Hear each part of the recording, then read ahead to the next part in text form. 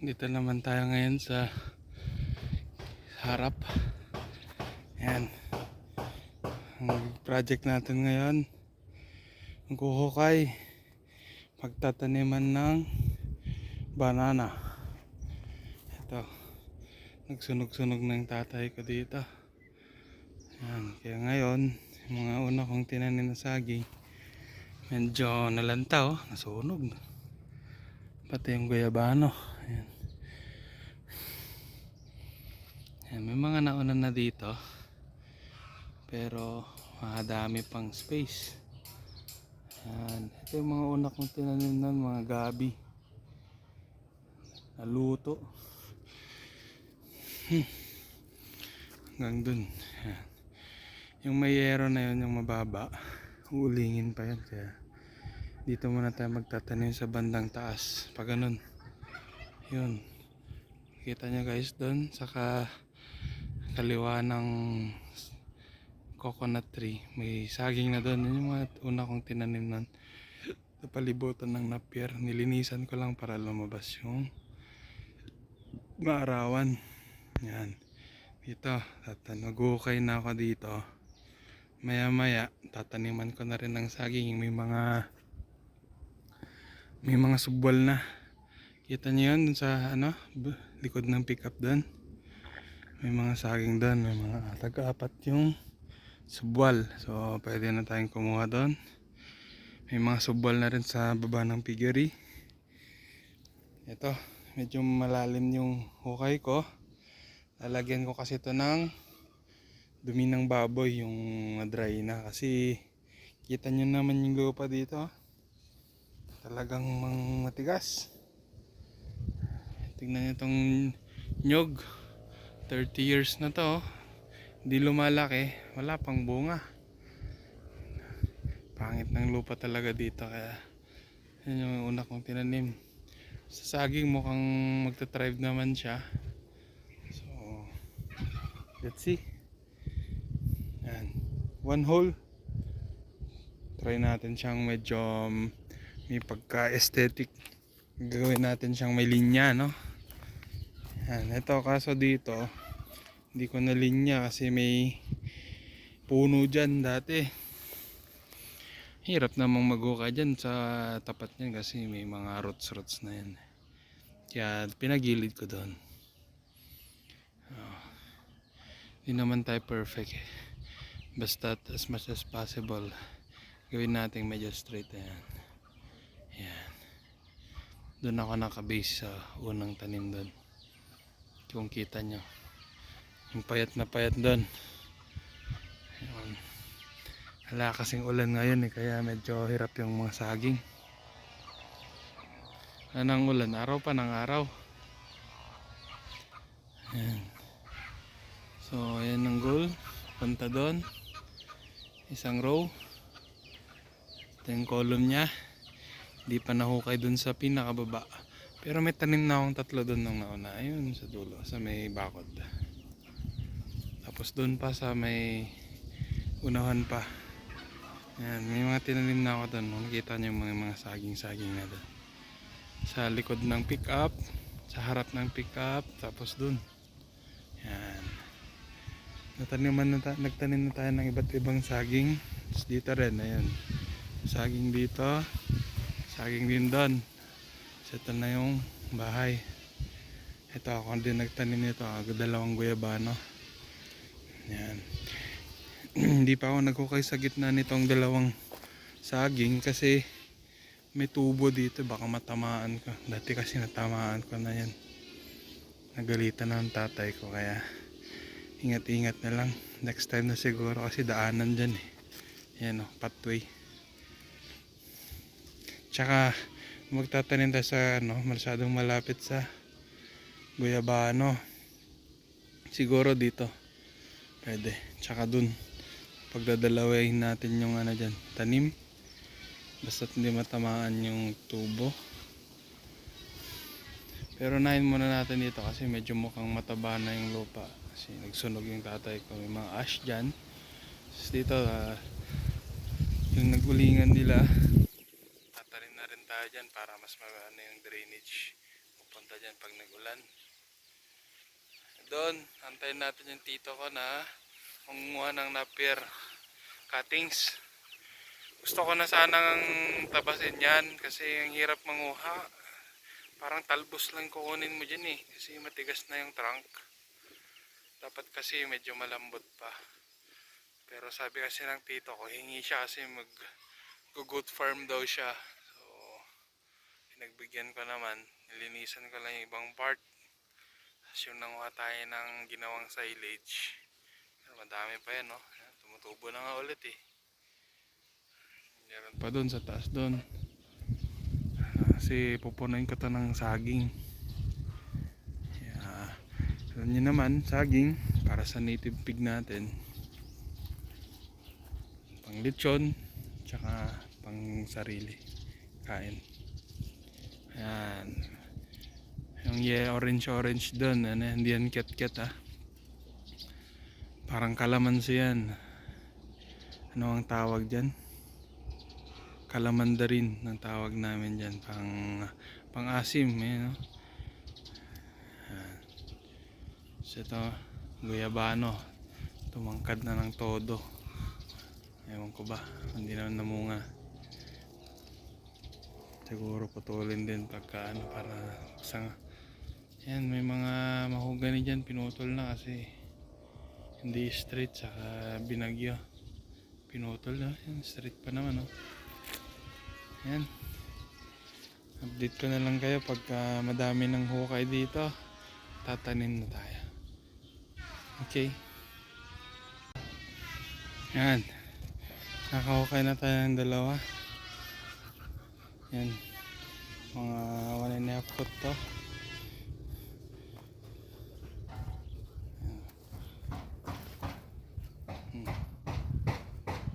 So 12 inches ang aking slippers. Yan, 1 foot na yung foot ko. Plus ganun din. So ang depth nya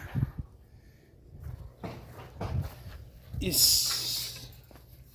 almost 1 foot din. Yan. Okay. Yan. 1 foot, 1 foot. So ano to? 1 foot squared. Dito naman kasi may ano dito, mabundok, kaya yan, okay din tayo. Dalawa pa lang nakuha natin pero mainit na. So agre-rest muna ako. Ang rest ko, kukuha ng subwal. Okay, kukuha muna ako ng subwal, guys, for planting. Okay. Ayan. Nakaisa na tayo sa itong saging na saba. Gamit lang ito yung tawag yan, bareta. Ayan. Pagkuha ko dyan, inukay ko muna yung sa baba dito, tapos sa taas konting tulak lang. Ayan. Kuha na natin ito, guys. Natumba yan, oh. Tinumba ng bagyong uwan. Yeah. Ayan. Okay, first subwal claim.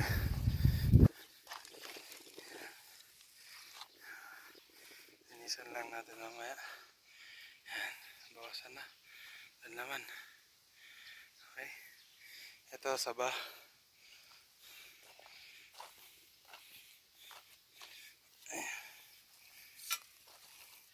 Balik lang natin yung lupa. Medyo tigang na yung lupa. Wala na kasing ulan eh. Balik lang natin para hindi masyadong mag-erode. Ano na yung tatlo? Dito dadalawa lang.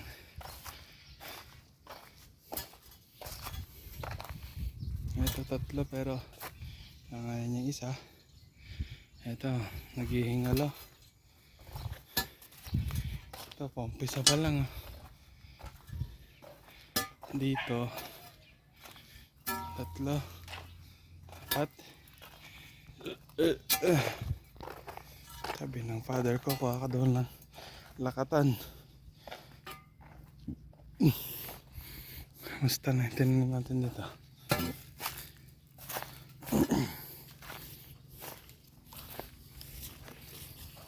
Ito, lakatan to. 2. Pero ito yung mga subol na lakatan. Ayan. Mga lakatan yan. Ayan, madrid ako guys. May trim natin, pakain natin sapato. Ayan. Lakatan. Ito tayo kukuha ng subwal. Okay.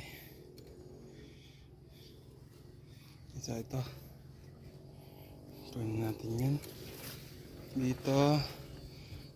Pasunod na yan. Parang isa lang ako dito. Sige. Hukayin ko muna. Yung technique natin dito. Hukay tayo dito sa bandang likod niya. Dito. Ayan. Hukay tayo dito. Tapos lagay natin dito. Hukay din dito. Lagay natin yung bareta sa gitna. Tulak lang natin. Sana hindi masira. Okay. Yun yung isa. Malit pa.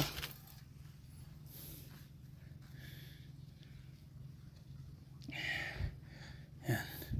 Ganyan natin tang subal na to. Mukhang soccer to pero mukhang ganda naman yung lift niya. Parang espada naman. Sige. Hukayin ko muna. Yan. Soccer talaga siya. Pero bahala na. Lakatan yan eh. Hirap kunin guys. Nakadikit kasi sa mother plant. Yan. Hilayin natin. Kalahati lang oh. Pero buhay yan. Okay. Second subwal secured. Pagilid muna natin.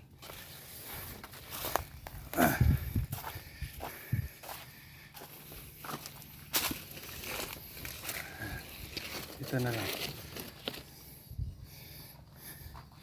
Yun o. Halos kalahati lang. Ito kasi hindi lakatan to guys. Itong red to. Red yung ano madami na naman yung subwal natin. Sabi na uncle ko, magtira ka kahit 3. Mga susunod. Kaya yan. Titira ko 3. Malapit na to. Kakaroon ng mga laman. Nagtira ako guys. Ayan. Nang isa. Para if ever na mabulok to, hindi pupunta dito sa mga mas mataas. Ayan. Hanggang dito lang. So, tinanggalan ko lang ng mga kasama yan. Pinutol.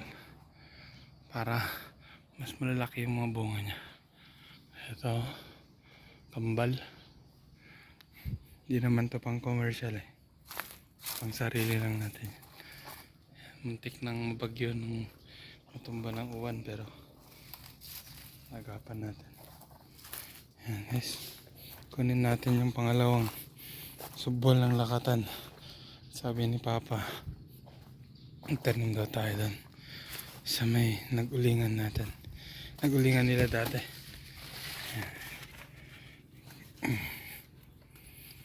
After natin makukain yan, balik lang natin yung lupa.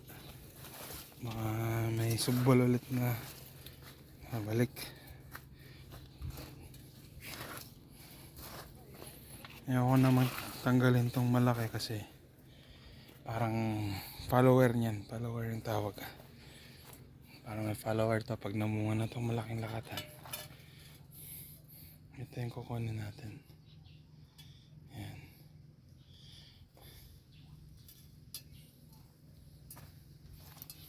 Okay. May ulit.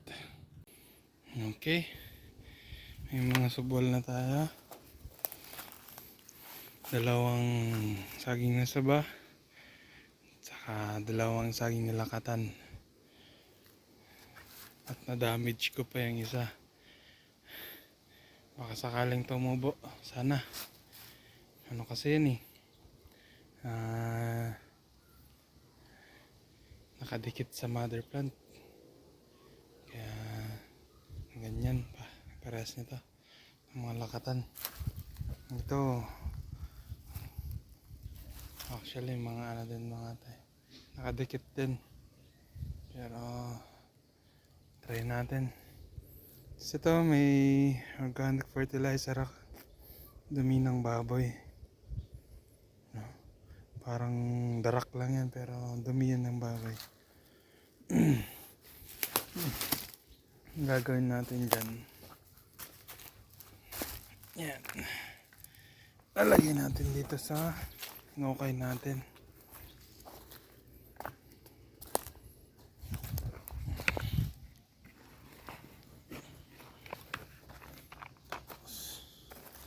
Tatanim natin to kasama yung ano ng baboy. Okay, tanim ko muna. Ayan na, tanim na natin yung saging. Isa, dalawang saba dito sa saging na saba dito sa baba. Nakatan na dalawa dito. Taas.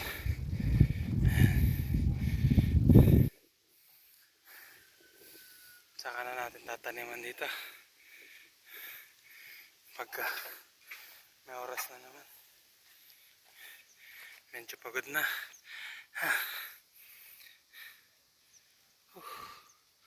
Tigas kasi yung lupa eh. Walang ulan. Medyo malalim din yan. 1.5 feet. Dito medyo matigas kasi ganito na yung lupa oh. Halos bato na. Yan. Sana lumaki agad nung dalawang lakatan natin.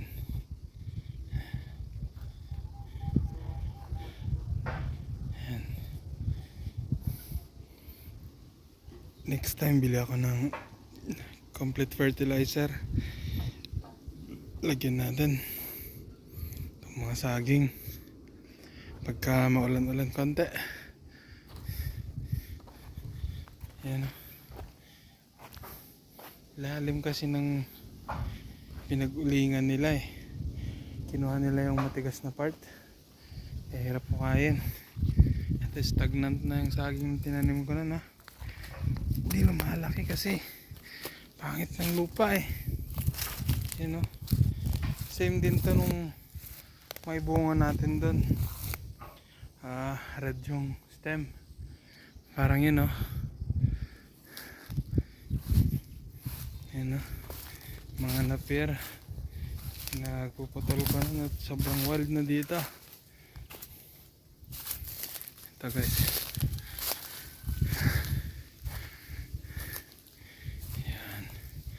Tinanim ko na, nabuwal din yan pero nagkaroon ng subwal. Yan na, mangga. Yan, tinanim ko din yan dati, yung dragon fruit na yan. Last year, hindi pa namunga. Yung dito, wala, sinira ng bagyo. Tingnan nyo guys. Straight na straight yung guyabanong yan dati oh. Binuwal lang na pier tsaka bagyo. Yan. Kaya pagod din umakyat panahog eh.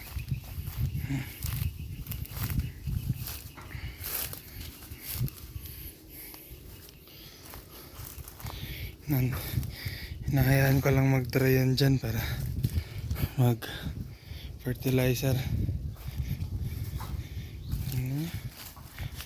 Linya pa rin naman, di ba? Ayan o. Yun. Saging yun o. Yun, saging yan. Linya pa rin naman.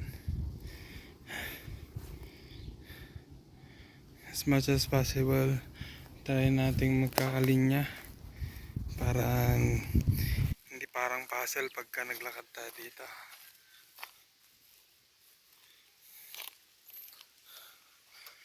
Ito, hinukay nila para magpatad. Ang dami-dami pa. Mga gabi. Tinanim ko yan noon nung medyo maulan. Last year. Last year lang yun eh. Yan. Okay. So, tingnan nyo, kalapit oh. Halos 2 meters lang yan. Parang bangin. Okay.